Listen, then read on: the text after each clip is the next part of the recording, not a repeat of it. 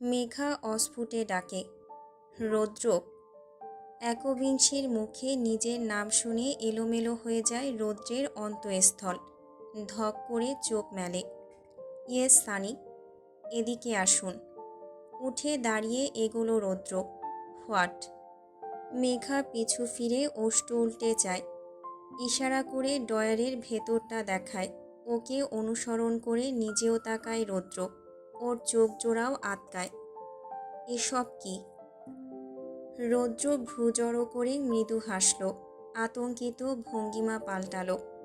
রমণীকে পিছু ফিরিয়ে পিছন থেকে জড়িয়ে নিল আলগোছে। তার আকস্মিক আলিঙ্গনে কেঁপে ওঠে মেঘা। খোঁচা খোঁচা দাড়ি ওঠা থুতুনি একবিংশীর মসৃণ কাঁধে রাখতেই কুঁকড়ে যায় রমণী। শিউরে ওঠে লোমকূপ। রৌদ্র ললিতার মৃদু কম্পন অনুভব করল। বলল আলতো করে, কিছু মিছু, বাট এতগুলো জমা হলো কবে? একটা দোকান খোলা যেতে পারে এগুলো দিয়ে, তাই না? মেঘার শিহরণ সামলে উত্তল কপালে ভাঁজ ফেলে আধো আধো ঘাড় ঘোরায়। লোকটা খুব কাছে। রমণী আবার তাকায় ডয়ারের দিকে। ডয়ারটা বেশ বড়। বেশি অর্ধাংশ জুড়ে একটা সাদা টাওয়েল ভাঁজ করে রাখা। কোণের রংচঙে আরও কিছু একটা। বাকি অর্ধাংশে অগণিত খোপার কাটা। এক একটা এলোমেলো হয়ে পড়ে আছে। খুচরো খুচরো আরও কিছু একপাশে। মেঘা বেশি লক্ষ্য করল না। কাটাগুলো রেখে সাদা টাওয়ালটার দিকে দৃষ্টিতাক করল। কিছু একটা আন্দাজ করে দম ফেলে আগ বাড়িয়ে বলল, এটা তো আমার সেই টাওয়ালটা যেটা আপনার মুখে ছুঁড়ে মেরেছিলাম, তাই না? রৌদ্র ঘাড় ঝাঁকায়। একদম, মনে আছে তোমার? মেঘা ওটাকে বের করতে করতে বলল, এটা এভাবে গুছিয়ে রেখেছেন কেন? স্মেল পাই এটা থেকে, ডেঞ্জারাস স্মেল। যখন তোমাকে পাই না তখন এটাকে ঠেসে রাখি নিজের কাছে। শুকে দেখো। মেঘা কপাল কুঁচকায়। ভাঁজ খুলে নাকের কাছে টাওয়ালটা নিয়ে আসতেই কেমন ভ্যাপসা গন্ধ পেল। নিশ্চয়ই ভেজা অবস্থাতেই এটাকে এভাবে গুছিয়ে রেখেছে। নাক সিটকায় রমণী। এটা আপনার কাছে ডেঞ্জারাস স্মেল মনে হচ্ছে? ইয়াক! পরিপাটি হাসল রৌদ্র। মেঘার একদলা চুল টেনে নাকের কাছে নিয়ে ঘ্রাণ টানল। অতঃপর উন্মাদের ন্যায় একইভাবে টাওয়েল থেকে, সেম সেম সুইটহার্ট, আমাকে পাগল করার জন্য যথেষ্ট। পাত্তা দিল না মেঘা। লোকটা পাগল সে জানে। ফের ডয়ের দিকে তাকালো সে। রংচঙে কিছু একটা দেখে কপাল কুঁচকাল। হাতে নিয়ে দেখল সিল্কের একখানা ওড়না। কিছুটা পরিচিত ঠেকল। বিশেষ তোয়াক্কা না করে সেটাকে একপাশে সরিয়ে রাখল সে। তা দেখে ঠোঁট বাঁকিয়ে হাসল রৌদ্র। মনে মনে বিড়বিড় করল, মেয়েটার স্মৃতিশক্তি কম। টাওলটার নিচে এক কোণে কতগুলো চকলেট আর আইসক্রিমের পুরনো খোসা। এগুলো এভাবে যত্ন করে ডয়ারে ঢুকিয়ে রেখেছে কেন এই লোক? ফেলে দেওয়ার উদ্দেশ্যে চোখ সরু করে জানতে চাইল, এগুলো এখানে কেন? আপনি খুব নোংরা, অগোছালো একদম। অগোছালো হলে এগুলোর স্থান সেই রাস্তার ধারে কোথাও হতো। অস্তিত্ব সংকটে পড়ত এতদিনে। গোছালো বলেই গুছিয়ে রেখেছি 6 বছর ধরে। কেন? ভালোবাসি তাই। এই চকলেটের খোসাগুলোকে আপনি ভালোবাসেন? হুম, তোমাকে। রৌদ্রের হাসকি টোন। মেঘা কপালে বিস্তর ভাঁজ ফেলে এক চিলতে হাসল। কাঁটাগুলো সরিয়ে সরিয়ে দেখল। প্রায় 60-70টা তো অনায়াসে হবেই। দম ফেলে দুই দিকে মাথা নাড়াল সে। হাত দিয়ে আলগোছে সরিয়ে দেখার মাঝেই নিচে কিছু একটা চকচকে স্বচ্ছ কিছু জ্বলে উঠল চিকচিক করে। চোখ ছোট করে দেখার চেষ্টা করল। হাতে তুলে নেওয়া মাত্রই আকাশ ভেঙে পড়ল মাথায়। তড়াক করে নিজের পায়ের দিকে তাকালো সে। অতঃপর হাতের দিকে, ফের রৌদ্রের দিকে। হাঁসফাঁস করে উঠল, রৌদ্র, ইয়েস সুইটহার্ট, এটা তো আমার নূপুর। তোমার বুঝি? হ্যাঁ, এই দেখুন। আমার এক পায়ে একটা নূপুর আছে, দ্বিতীয় পায়ে নেই। হারিয়ে গিয়েছিল ওটা। কিন্তু এটা আপনার কাছে কি করে পেয়েছিলাম? কোথায়? এটা তো অনেক আগেই হারিয়ে গিয়েছিল। আমার মনেই নেই কবে হারিয়েছে। কিন্তু আমার মনে আছে, আজ থেকে 6 বছর 4 মাস 4 দিন আগে হারিয়ে গিয়েছিল। সেই কোনো এক অক্টোবরের 2 তারিখে। যেবার তোমায় দেখলাম সেবার। মেঘা স্তব্ধ। মাথা ভন ভন করে উঠল। এসব কি করে হতে পারে? ওর অবুঝ শিশুসুলভ চেহারা দেখে এক পশলা হাসল রৌদ্র। টেনে খাটে বসালো ওকে। নিজে বসলো মেঝেতে হাঁটু মুড়ে, ঠিক রমণীর পায়ের কাছে। স্তব্ধ রমণীকে পাথর বানিয়ে ওর ডান পা তুলে নিল নিজের উরুর উপর। খুব আলগোছে সযত্নে পরখ করল। নূপুরখানা নিয়ে সন্তর্পণে পরিয়ে দিল পায়ে।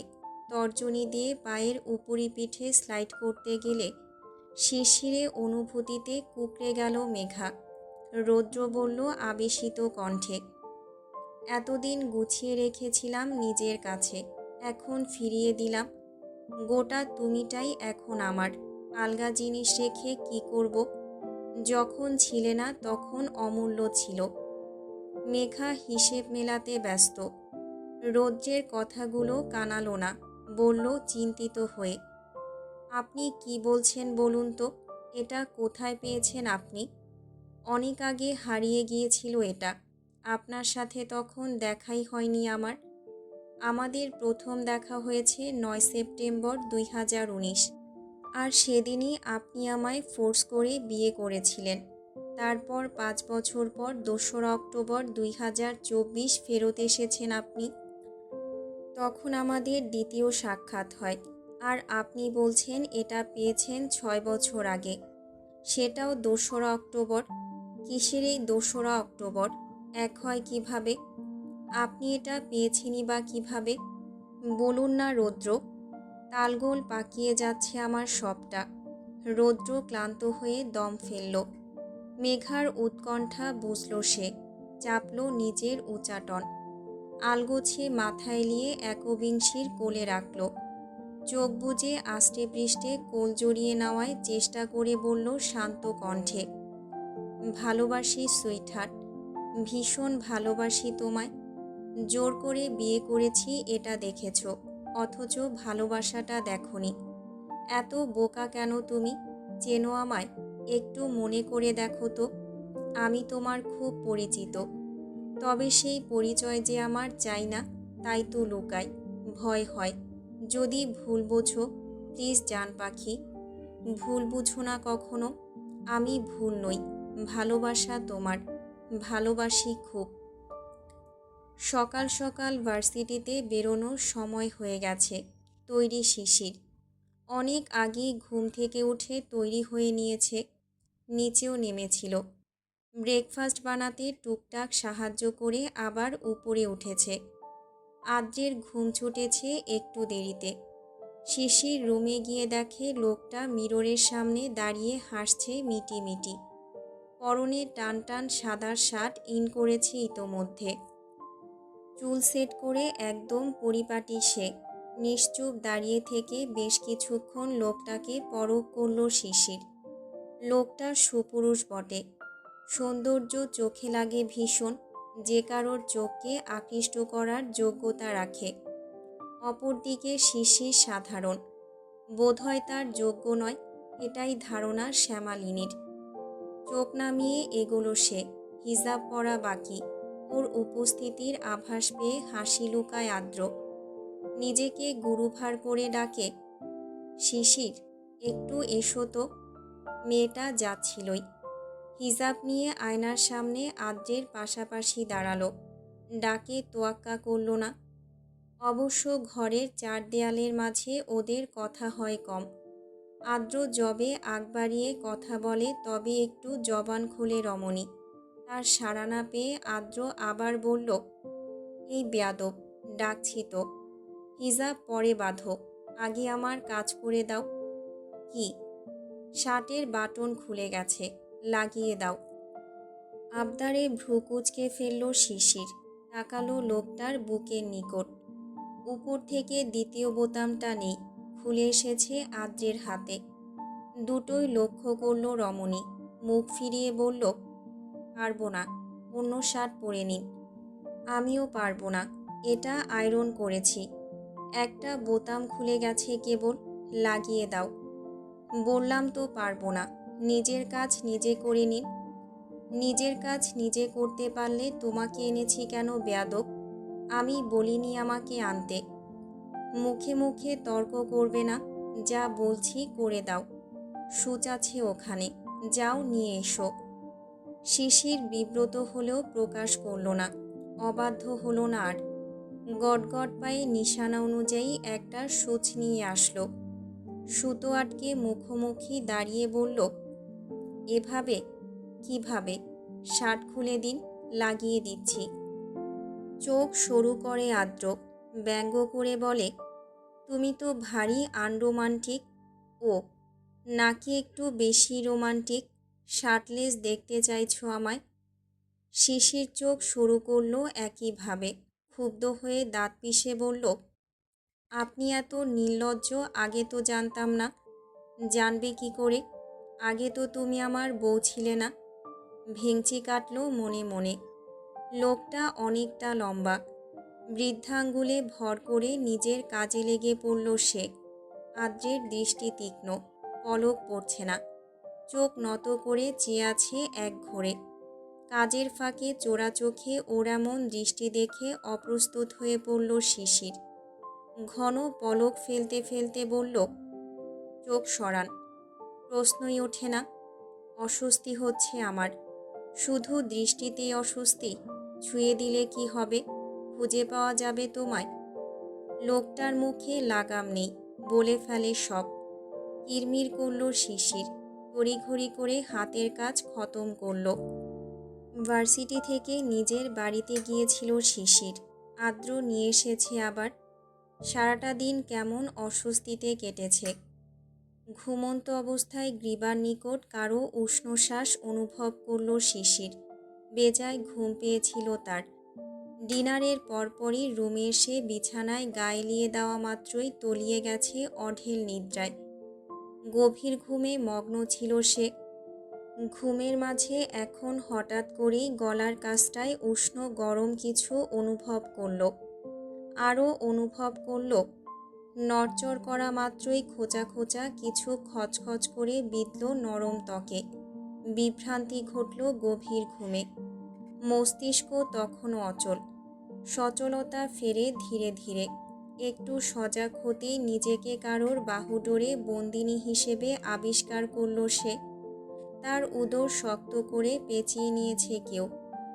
ঘুমের ঘড়ি ধক করে ওঠে রমণী। সেকেন্ড কয়েকের মাথায় তড়াক করে চোখ খোলে। ঘরে হলদে একখানা মিটমিটে আলো। টালমাটাল চোখে ঝাপসা দেখল প্রথমে। তার উপর মাথা ঝিমঝিম করে উঠল আকস্মিক ঘুমের বিঘ্নতায়। নিজেকে সামলাতে তার সময় লাগলো সেকেন্ড কয়েক। মিনিটের মাথায় ধীরে ধীরে সবটা বোঝার চেষ্টা করল। নিভু নিভু চোখে দেখল আর্দ্রতার খুব সন্নিকটে। লোকটা তাকে আষ্টেপৃষ্ঠে জড়িয়ে তার গলার ভাঁজে মুখ গুজে বেশ আয়েসে ঘুম জড়িয়েছে। তার ভারী শ্বাস গলায় আশ্রে পড়ছে। গভীর শ্বাসেই তার ঘুমের গভীরতা আন্দাজ করা যায়। আকস্মিক আর্দ্রকে এতটা কাছে দেখে সর্বাঙ্গ কেঁপে ওঠে শিশিরের। শিরশির করে জেঁকে ওঠে নারীদেহের সুপ্ত অনুভূতিরা। ঘুম ছুটে যায় নিমিষেই। জমে যায় তার কোমল কায়া।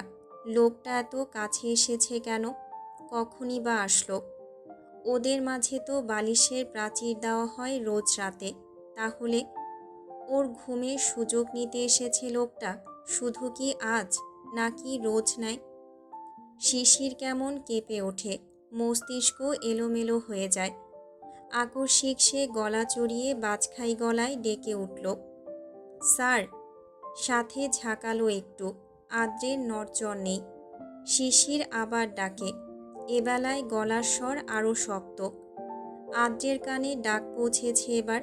সে কেবলই ঠোঁট নাড়িয়ে উত্তর করল ঘুমের ঘোরে, হোয়াট? ডিস্টার্ব করছো কেন? ঘুমোতে দাও। আদ্রের ঘুম পাতলা হয়ে এসেছে। এটা বোঝা মাত্রই নিজের সর্বশক্তি দিয়ে ওকে ধাক্কা মারল শিশির। আকস্মিক ধাক্কায় ঘুমন্ত আদ্র ছিটকে পড়ল বিছানার অপর দিকে। ওকে তাড়িয়ে সাথে সাথে এক ঝটকায় উঠে বসল শিশির। চোখ মুখ খিচে খেকিয়ে উঠল। আপনার সাহস কী করে হয় আমার কাছে আসার? একটু ঘুমিয়েছিলাম বলে সুযোগ নিতে এসেছেন? ঘুমের মাঝে হঠাৎ বিরক্তি, তার উপর শিশিরের এমন খেই খেই কথার চোটে ভারী বিব্রত হলো আদ্র। ঘুমে বিভোর দৃষ্টিযুগল ত্রস্ত হয়ে মেলে আসলো। চোখের সামনে নিভু আলোয় ঝাপসা ঝাপসা রাগান্বিত শিশিরের চেহারা দেখে নিজেও রেগে গেল সে। হোয়াটস ইউর প্রবলেম বেয়াদব? দেখছিলে না ঘুমোচ্ছিলাম? আমার শান্তি সহ্য হলো না তোমার? ঘুমোচ্ছিলেন তো আমার কাছে কি? বাউন্ডারি ক্রস করেছেন কেন আপনি? আমি বলেছিলাম আমার কাছে আসবেন না, তবুও কোন সাহসে জড়িয়ে ধরেছেন আমায়? আদ্র প্রচণ্ড রেগে উঠে বসে, চিবিয়ে বলে, এনাফ ইজ এনাফ, অনেক হয়েছে। হাজবেন্ড আমি তোমার, কি করেছি আমি? শুধু তো জড়িয়ে ঘুমোচ্ছিলাম। জড়াবেন না আমায়, ছোবেনও না। শিশির, বাড়াবাড়ি করবে না। আমি সহ্য করি বলে সহ্য ক্ষমতার পরীক্ষা নিচ্ছ? আমি তো বলিনি আমাকে সহ্য করতে। জোর করে কেন সহ্য করছেন? ছেড়ে দিন আমায়। ব্যাস। আদ্রের চোয়াল মাত্রাতিরিক্ত শক্ত হতে সময় লাগে না। বীভৎস রাগে তিরতিরিয়ে কেঁপে ওঠে সে। তড়াক করে মস্তিষ্কে রক্ত চড়ে। রক্তিম হয়ে ওঠে চোখ জোড়া। কি পেয়েছে এই মেয়েটা? কেন বুঝতে চাইছে না ওকে? নাকি বুঝেও বোঝার চেষ্টা করছে না? এই, কি সমস্যা তোমার? বলো, ছাড় চাও কেন বারবার? বোঝো না আমি তোমায় ছাড়বো না? বউ তুমি আমার। 2 দিন বাদে সবাই জানবে এটা। এখনও কিসের এত জেদ? শিশির ব্যথা পায়। চোখ ছলছল করে আদ্রের আকস্মিক হিংস্রতায়। ছাড়ুন, ব্যথা পাচ্ছি। পাও ব্যথা, আমিও ব্যথা পাচ্ছি। এটা দেখতে পারছো না? আরে প্রবলেম কি তোমার? চাওটা কি? ডিভোর্স। কণ্ঠ কাঁপলেও বেফাঁসে সরু কণ্ঠে উচ্চারণ করে বসল তৎক্ষণাৎ। আদ্র আর নিজেকে ধরে রাখতে পারে না। বারংবার এই মেয়ের অবাধ্যতায় ক্ষুব্ধ সে। এবার চরমে পৌঁছালো ক্ষুব্ধতা। হাত উঠে গেল নিয়ন্ত্রণহীন।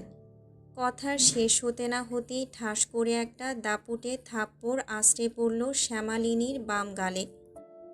আকস্মিক আক্রমণে খেই হারিয়ে খাটের ব্যাকবোর্ডের দিকে ছিটকে পড়ল রমণী। থাপ্পড়ের পশ্চাতে কপাল গিয়ে ঠেকল শক্ত কাঠে। শিশির টাল সামলাতে বেশ হিমশিম খেল। একই সদ্য ছোটা ঘুম, তার উপর চড়ের আঘাতের পাশাপাশি কপালে দগ্ধ ব্যথা। সব মিলিয়ে মাথা চক্কর দিয়ে উঠল মেয়েটার। আখি কোটরে পানি ধরে রাখতে পারল না বেশিক্ষণ। কোটর ফেটে ঝরঝরিয়ে পানি গড়ালো গাল ছাপিয়ে। আশুচোখ মৃদু আর্তনাদ করে ফিকরে উঠল রমণী। তার কান্নার শব্দে হুঁশ ফেরে ক্ষিপ্ত লোকটার। রাগে থরথরিয়ে কাপা শরীর শান্ত হয় তরিতে। চোখে মুখে আটকে ওঠা ভাব ফুটে ওঠে তার। শ্যামালিনীকে কাঁদতে দেখে মনে পড়ে নিজের করা শক্ত আঘাতের কথা। অমনি ছটফট করে ওঠে সে। শিশির, এই, কাঁদছো কেন? লেগেছে বেশি? দেখি, তাকাও আমার দিকে। ব্যথা পেয়েছ খুব? আদ্র ওকে আগলে নিতে গেলে শিশির পিছিয়ে যায়। কেঁদে ওঠে শব্দ করে। বাম গালে হাত চেপে ধরে বিছানা থেকে নামে। আদ্র ওকে হাত বাড়িয়ে ছুতে গেলে ক্রন্দনরত স্বরে বাধা দেয় থেমে থেমে। খবরদার, কাছে আসবেন না আমার, ছোবেন না আমায়। মারলেন আপনি আমাকে। আপনি খুব খারাপ, খাটাস লোক, দূরে যান আমার থেকে। কথা শেষ করে আর দাঁড়ালো না। এলোমেলো উদ্যত পায়ে দ্রুত দরজা খুলে এক ছুটে বেরিয়ে গেল বাইরে। ও বেরোতেই নিজের মাথা চেপে ধরে আদ্র। নিজের উপর চরম ক্ষুব্ধ হয় সে। ফর্সা শরীর তার টকটকে লাল হয়ে ওঠে। মিনিট কয়েক পর লম্বা লম্বা শ্বাস টেনে ধাতস্থ করে নিজেকে। রাগ সামলায়। চোখ ঘুরিয়ে দেয়াল ঘড়ির দিকে তাকায়। রাত্রি তখন 2:47। সময় দেখে ঢোক গিলল আদ্র। চোখ বুজে উপর দিকে মাথা তুলে আবারও বেশ কয়েকটা লম্বা শ্বাস টানল। ঠোঁট ভিজিয়ে ধীর পায়ে ঘর ছাড়ল নিজেও। সেই মিনিট 15 ধরে ড্রয়িং রুমের সোফায় বসে ফুপিয়ে ফুপিয়ে কাঁদছে শিশির। হেঁচকি উঠে গেছে এক পর্যায়ে। শ্বাস কমে এসেছে বুকে। নিঃশ্বাস নিচ্ছে হাঁ করে। চোখ মুছছে ঘন ঘন। ড্রয়িং রুম অন্ধকার। করিডোরে একটা আলো জ্বলছে। তার থেকেই মৃদুমন্দ আলো ছুটে এসেছে নিচে। এক কোণে পা তুলে গুটিসুটি মেরে বসে আছে সে। মধ্যরাতে নিস্তব্ধ পুরো বাড়ি। গুমোট ঘরে ক্ষণে ক্ষণে রমণীর ফোঁপানির শব্দ শোনা যাচ্ছে। ওর এমন কান্নার মাঝি পাশে কেউ বসল। কে সে? তার শিশিরের বুঝতে বাকি নেই। লোকটার দিকে না তাকিয়ে উল্টো দিকে মুখ ফিরিয়ে নিল সে। শত কষ্টেও হেঁচকি থামাতে পারল না। গলা চিরে হেঁচকি উঠল। তৎক্ষণাৎ ভেসে আসলো একটা শান্ত কণ্ঠ। I am sorry.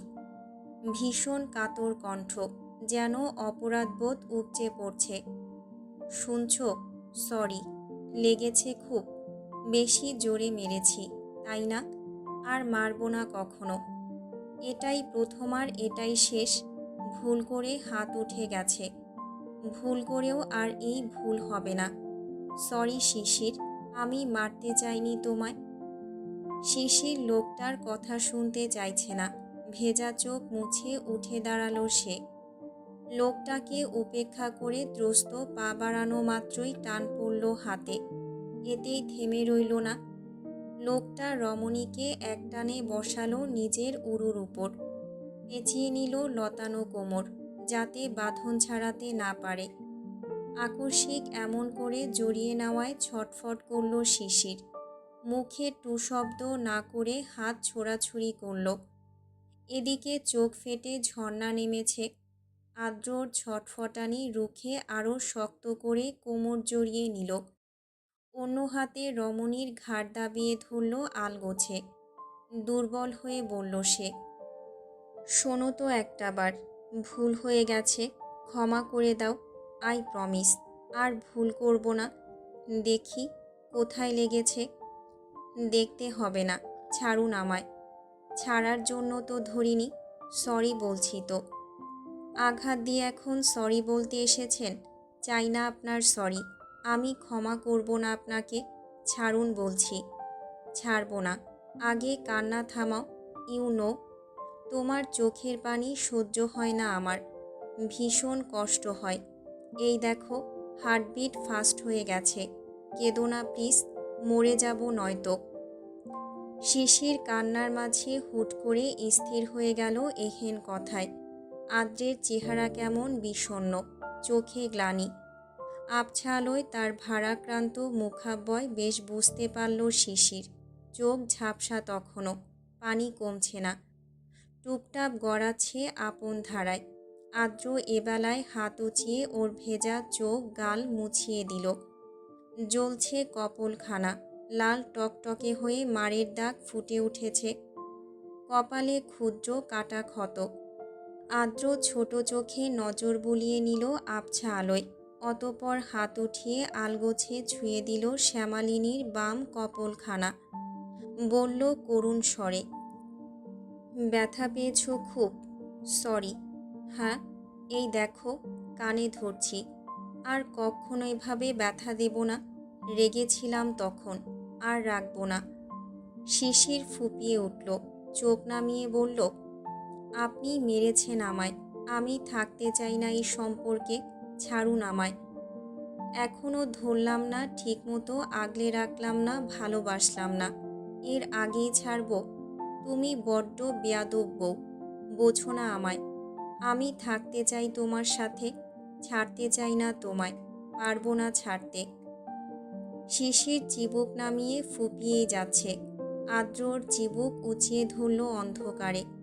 Shishir, look at me. তাকাও আমার চোখের দিকে। আমি জানি আমাদের বিয়েটা স্বাভাবিক পরিস্থিতিতে হয়নি, তবে হয়ে তো গেছে। এখন আর কিসের এত দ্বিধা তোমার? আমি কখনো জোর করিনি তোমায়। এখন অবধি তোমার অনিচ্ছাকে প্রাধান্য দিয়ে এসেছি।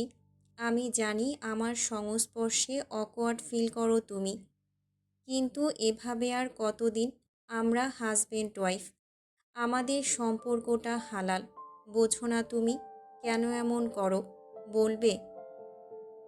আদ্রের শান্ত প্রশ্নে শিশির চোখ তুলে চাইল। চোখাচোখি হতেই নাক টানল সে। উদ্যত হলো কিছু বলার জন্য, হেঁচকি উঠেই যাচ্ছে। অসুবিধা হচ্ছে শ্বাস নিতে। আদ্রর অবস্থা বুঝল। কোমর ছেড়ে দুই হাতের আঁচলে রমণীর মুখখানা আগলে নিয়ে ভেজা ভেজা পুরো মুখোশটি মুছিয়ে দিল। গালে কপলে লেপটানো খুচরো চুলগুলো আলগোছে গুছিয়ে দিয়ে মোলায়েম কণ্ঠে বলল, রিল্যাক্স শিশির, আমি আছি তো। ধীরে বলো। আপনি আমার প্রফেসর। এতদিন আপনাকে অন্য চোখে দেখে এসেছি আমি। এখন এভাবে হঠাৎ করে কিভাবে স্বামী হিসেবে মানব আপনাকে? এটা ভাবলেই অস্বস্তি লাগে আমার। শিশির আর দোনামোনা করল না। কান্না গিলে পরপর বলে দিল কথাগুলো। আদ্র চোখ শুরু করে, একটুও ভাবে না। প্রত্যুত্তরে ঝট করে বলে, তাহলে চাকরিটা ছেড়ে দিই।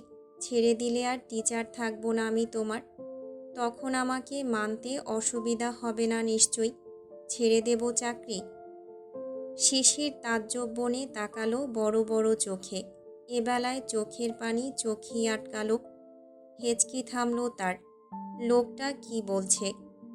কি বলছেন? আমার জন্য চাকরি ছাড়বেন? ছেড়ে দেব। কারণ আমি তোমার পারফেক্ট হাজবেন্ড হতে চাই শিশির, প্রফেসর নয়। তোমাকে চাই আমি, সংসার করতে চাই তোমার সাথে। তোমার বিপরীতে আমার কাছে চাকরি কোনো ব্যাপারই না। তুমি সবার আগে, বাকি সব তুচ্ছ। শিশির বড়সড় অবাক হলো, দৃষ্টিতে ঘোর। লোকটা তাকে চেনে কতটুকু? এভাবে 2 দিনের সংসারের জন্য নিজের চাকরি ছেড়ে দেবে? সজ্ঞানে আছে তো এই লোক। আবারও চোখ নামালো শিশির। ঠোঁট উল্টে বলতে নিল, আমার জন্য চাকরি ছাড়তে হবে না আপনাকে। আপনি বরং আমায় ডিভোর্স। সম্পূর্ণ বাক্য শেষ হলো না। এর আগেই রমণীর ওষ্ঠযুগল আঁকড়ে ধরল আদ্র। বিদ্যুতের শখের ন্যায় ঝটকা খেল মেয়েটা। চোখজোড়া তড়াক করে বৃহৎ হলো। সেকেন্ড 5 মাথায় ক্ষুদ্র পরশেকে আদ্র নিজেই সরে এসেছে। চোখ খুলে তাকিয়েছে রমণীর কিংকর্তব্য বিমূঢ় মুখটার পানে। শিশির পুরো স্তব্ধ। সবটা ধ্যানে আসা মাত্রই আদ্রের দৃষ্টি বুঝে নড়ে চড়ে উঠল। আদ্র আবার নিবিড়ভাবে কোমর জড়িয়ে নিয়েছে বিধায় স্থানচ্যুত হলো না সে। দ্রুত লাজুক পলক নামিয়ে ঢোক গিলল। কি করছেন আপনি? আমি আপনার থেকে ডিভোর্স? এবারও আর কথা শেষ হলো না। পুনরাবৃত্তি ঘটল একই ঘটনার। এবারের পরশের সময়সীমা ওই সেকেন্ড 5। শিশির দ্বিতীয়বার বিদ্যুতের শক খেল। ঝলকানি বয়ে গেল সর্বাঙ্গে। তার নারীদেহের থরথরে কম্পন স্পষ্ট ঠাউর করল আদ্র। তবুও লোকটার প্রতিক্রিয়া নেই। শিশির মিশে যাচ্ছে লজ্জা আড়ষ্টতায়। লাল হয়ে উঠেছে সে। আদ্রের বুকে এবার আলতো ধাক্কা দিল রমণী। ঘন ঘন শ্বাস টানল। কণ্ঠ রুদ্ধ, থেমে আসছে। বলল ঠোঁট নাড়িয়ে, স্যার প্লিজ ছাড়ুন আমায়। আমি ডিভোর্স। তৃতীয়বারেও তার বাক্য পূর্ণ হলো না। এবেলায় আদ্রতার কোমর পেঁচিয়ে নিল শক্ত করে। অন্য হাত গ্রীবা ভিজিয়ে রমণীর ঘাড়ে পৌঁছালো। শক্ত করে আঁকড়ে ধরল এবার। শিশির ছটফট করে ওঠে। বিপরীতে লোকটার কর্তৃত্ব বাড়ে। এবারে সময় জ্ঞান নেই। সেকেন্ড কয়েকের মাথায় ছাড়ল না এবার। এক পর্যায়ে শিশিরের ছটফটানি কমে আসে। চোখ বুজে নেয় সে। চঞ্চল হাত দুটো দিয়ে খুবলে ধরে লোকটার মেদহীন উদরের 2 পাশ। তীব্র শীতের সাথে সাথে এমন উন্মত্ত পরশে জমে যায় সে। আদ্রের উন্মাদনা কমে মিনিট তিনেকের মাথায়। হাতের বাঁধন আলগা করে সে। ছাড়ে শ্যামালিনীর কম্পিত নরম অধর জোড়া। নিভু নিভু চোখ মেলে তাকায়। এর পরপরই শিশির তাকায়। চোখাচোখি হতেই ভারী লজ্জা পায় মেয়েটা।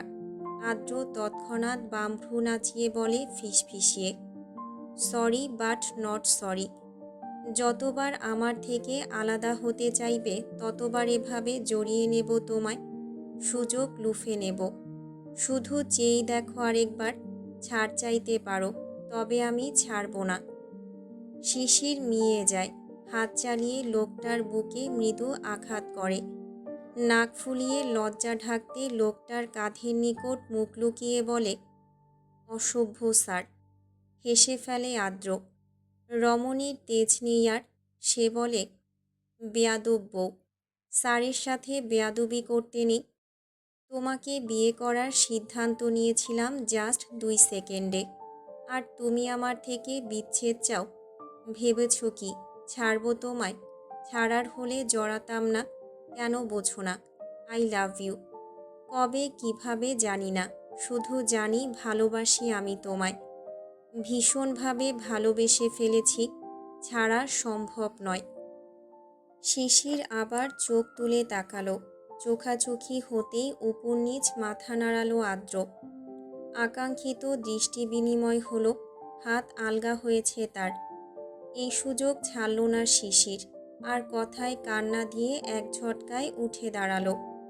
লোকটার দিকে দ্বিতীয়বার না তাকিয়ে আধারের মাঝে এলোমেলো কদমে ছুটল সিঁড়ি বেয়ে। আদ্র মৃদু হাসল কেবলই। তোরা গেটের বাইরে গিয়ে অপেক্ষা কর, আমি এক্ষুনি আসছি। রাশভারী আদেশ ছুড়ল আদ্র। মুখভঙ্গি নিরেট। ভার্সিটিতে ছুটি হয়েছে। আজ ওদের আসার কথা না থাকলেও আদ্র আসছিল বিধায় 3 রমণীও এসেছে। করিডোরে দাঁড়িয়ে ওদের আদেশ করে গটগট পায়ে অফিস রুমের দিকে হাঁটা ধরল সে। সাফার মেঘা একসাথে উল্টো দিকে পা ফেরালো। শিশির থম মেরে দাঁড়িয়ে। আদ্রের হাতে সাদা খাম মতো কিছু একটা লক্ষ্য করেছে সে। অমনি আতঙ্ক ছড়িয়ে পড়েছে চোখে মুখে। সে নড়তে পারল না। ওকে দাঁড়িয়ে থাকতে দেখে মেঘা ডাকে, শিশির, দাঁড়িয়ে আছিস কেন? আয়। ধ্যান ভাঙল ওর। চটপট করে বলল, তোরা যা, আমি আসছি। বলেই ত্রস্ত পায়ে ছুটল আদ্রের পিছু পিছু। লোকটাকে পিছু ডাকল না। ফাঁকা করিডোরে দ্বিধাহীন হাত টেনে ধরল। আদ্র থামতেই পাশাপাশি দাঁড়ালো সে। কিছু বলার সুযোগ না দিয়ে জানতে চাইল, কোথায় যাচ্ছেন? প্রিন্সিপাল রুমের দিকে। কেন, হাতি কি এটা? আদ্র তাকালো হাতের খামটার দিকে। কণ্ঠ খাদে নামিয়ে উত্তর করল, রেজিগনেশন লেটার। কথা বলে জমা দিয়ে আসি গিয়ে। কদিনের মধ্যে ঝুটঝামেলা শেষ হয়ে যাবে। এসবে গরমিল হবে অনেক, তবে বেশি সময় লাগবে না। শিশিরের মাঝে খুব একটা প্রতিক্রিয়া লক্ষ্য করা গেল না, বরং নাক ফুলিয়ে চোখ নামিয়ে নিল সে। লোকটার হাত থেকে খামটা টেনে নিল। বলল ভারী কি স্বরে, প্রয়োজন নেই, বাড়ি চলুন। আদ্র চোখ শুরু করে, কোনো প্রয়োজন নেই। বলেছি যখন তখন প্রয়োজন নেই। বাড়ি চলুন, দেরি হয়ে যাচ্ছে। কাল তো আমাদের বৌভাত। মা আজ ভার্সিটিতে আসতে বারণ করেছিল, তবুও এসেছি। এখন চলুন, বাড়ি যেতে হবে, কাজ আছে অনেক। আদ্র একটু নড়ে চড়ে উঠল। হাঁসফাঁস করে বলল, তার মানে তুমি এভাবেই আমাকে মেনে নিচ্ছ? ভার্সিটিতে নয়, বাড়িতে। আদ্র ফিক করে ক্ষুদ্র হাসে। ঝুঁকে বলে ফিসফিসিয়ে, বাড়িতে নয়, শুধু ঘরে মানলে তাতেই হবে। চোখ ছোট করে কুঁচকে ফেলল শিশির। রেগে তাকালো। অমনি হাসি চওড়া হলো আদ্রের ঠোঁটে। বলল অধরের কোণে দাঁত চেপে, চুমুতে এভাবে কাজ হবে ভাবিনি। পটে গেছো তুমি। মোটেও না। আচ্ছা, তাহলে এখনও ডিভোর্স চাই তোমার? চাও একটাবার, সমস্যা নেই। করিডোর ফাঁকা আছে, আমার অসুবিধা হবে না। একবার ডিভোর্স কথাটা উচ্চারণ করো শুধু, মুখ বন্ধ করার দায়িত্ব আমার। প্লিজ শিশির, একবার ডিভোর্স চাও। আমি চাইছি তুমি এটা চাও। চেয়েই দেখো, বেয়াদব হও একটু। আমার অসভ্য হতে ইচ্ছে করছে। রাগ লজ্জা মিশিয়ে কটমট করল শিশির। ক্ষেপে আদ্রের বাহুতে মৃদু আঘাত করল। চাপা স্বরে খেকিয়ে উঠল, অসভ্য কোথাকার। বাড়ি চলুন চুপচাপ। বেশি বেশি বলে ফেলছেন।